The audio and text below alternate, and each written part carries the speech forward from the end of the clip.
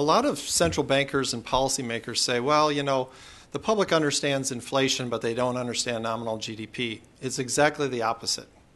And one of the reasons we're in this dilemma is the public doesn't understand inflation. So go back to 2011 when Bernanke announces QE2. Core inflation had fallen below 1%. So the Fed announces we're trying to raise the inflation rate back up to our target. Well, it turns out the public had never bought into inflation targeting. They thought the Fed was just trying to hold inflation down. The less, the better. And when the news media announced the Fed is trying to raise your cost of living and they're printing money to do so, the public was scratching their heads and wondering why would the Fed want to try to raise our cost of living?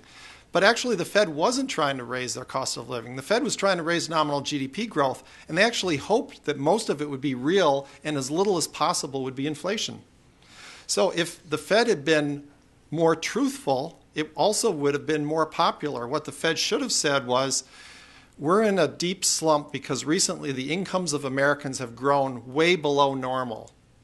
So we think we need to have at least 4 or 5% income growth in America to get back to prosperity.